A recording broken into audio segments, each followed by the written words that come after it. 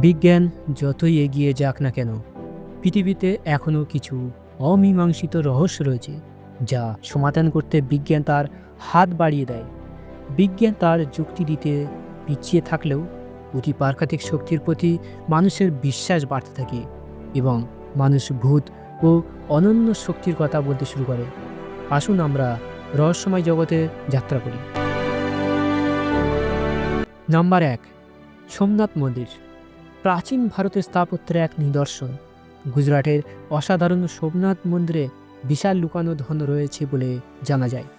মন্দিরের মেঝের নিচে লুকিয়ে থাকা সোনা, মূল্যবান পাথর এবং অমূল্য নিদর্শনের গল্প শতাব্দীর পর শতাব্দী ধরে গুপ্তধন অনুসন্ধানকারীদের কৌতূহল জাগিয়ে তুলেছে।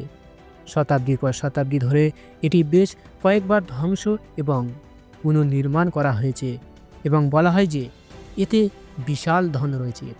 গুপ্তধনটি কখনো খুঁজে পাওয়া যায়নি এবং এর অবস্থান অজানা। নাম্বার 2, রক্তের নদী। এটি দিল্লির রোহিণী নদীতে প্রবাহিত একটি খাল, যাকে মানুষ খুনি নদী নামে চেনে। এই নদীর ধার বহু মানুষের মৃতদেহ পাওয়া গেছে। লোকজন জানায় নদীর ধারে মাঝে মাঝে ভয়ানক চিৎকার শব্দ শোনা যায়। অনেকে এখানে আত্মহত্যাও করেছে। মানুষের মধ্যে একটা বিশ্বাস আছে যে নদী মানুষকে নিজের দিকে আকৃষ্ট করে। এর মধ্যে কতটুকু সত্যতা আছে তা বিজ্ঞান তদন্ত না করলেও ভালো হবে। নাম্বার 3, রাজস্থানের কুলাধারা। কথিত আছে কুলাধারায় ভূতের ক্যাম্প আছে। রাজস্থানের প্রবীণরা বলে যে এখানে শেষ মানুষের বসবাস করেছিল পালিওয়ালা ব্রাহ্মণরা। বিশ্বাস করা হয় যে চলে যাওয়ার সময় এই লোকেরা এই জায়গাটি অভিশাপ দিয়েছিল যে তাদের পরে কেউ এখানে থাকতে পারবে না। তারপর থেকে আজ পর্যন্ত কেউ এখানে থাকার সাহস সঞ্চয় করতে পারেনি। এখন ধারণা করা হচ্ছে এখানে ভূতের বসবাস করা। নাম্বার 4, সেটিহালিতে ডুবে যাওয়া গির্জা। চার্চ যেখানে লোকেরা যীশু খ্রিস্টের কাছে প্রার্থনা করতে আসে, তবে একটি গির্জা রয়েছে যা প্রায়শ জলে ডুবে যায়। এটি কয়েক মাস জলেতে ডুবে থাকা এবং তারপর জলের স্তর কমার সাথে সাথে উপরে উঠে আসে, কিন্তু সূর্যাস্তের সময় এটি ভিতরকার অনুভূতি শুরু করে, অথচ এখানে কেউ নেই। নাম্বার 5, গুজরাটের দামাস সৈকত ভিন্ন কিছু। লোকেরা মজা করতে এবং অস্তগামী সূর্যের সৌন্দর্যের প্রশংসা করতে সমুদ্র সৈকতে আসে, কিন্তু গুজরাটের দামাস সৈকতে অন্যদের থেকে আলাদা। এখানে আসা পর্যটকদের বলছেন তারা এখানে বিভিন্ন ধরনের শব্দ শুনেছে। কেউ কেউ বলে যে তারা এখানে কিছু ছায়া হাঁটতেও দেখেছেন। Number 6, king cobra.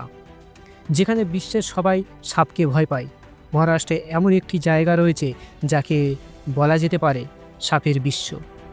শেটফল নামে একটি জায়গা আছে যেখানে সাপের রাজা কিং কোবরা রাজত্ব করে।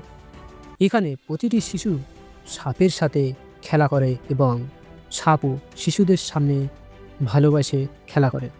এখানে বসবাসকারী সকল মানুষের জন্য তাদের বাড়িতে একটি সাপ রাখা আবশ্যক।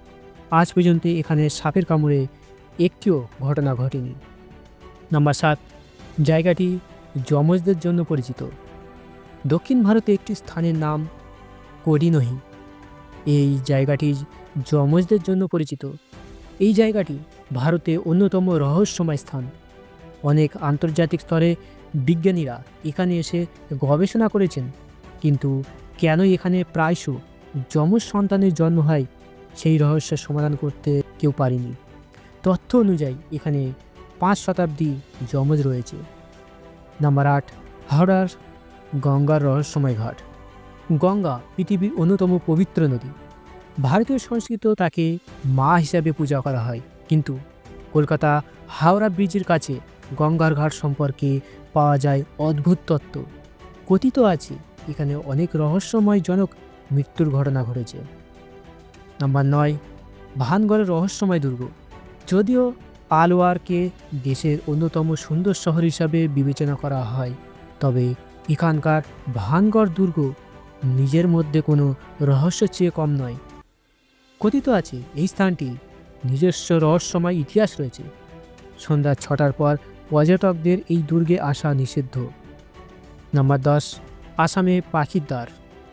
আসামের আদিবাসীদের এলাকায় জাটিঙ্গায় এমন একটি ঘটনা ঘটেছে যা বিশ্বাস করা কঠিন। এখানে সন্ধ্যা সূর্যাস্তের সময় হঠাৎ আকাশ থেকে ভেসে আসে শত শত উড়ন্ত পাখি। কেউ কেউ এটিকে পাখির দ্বার অভিহিত করেছেন, আবার কেউ বিশ্বাস করে যে আত্মহত্যা করেনি, বরং হত্যা করা হয়েছে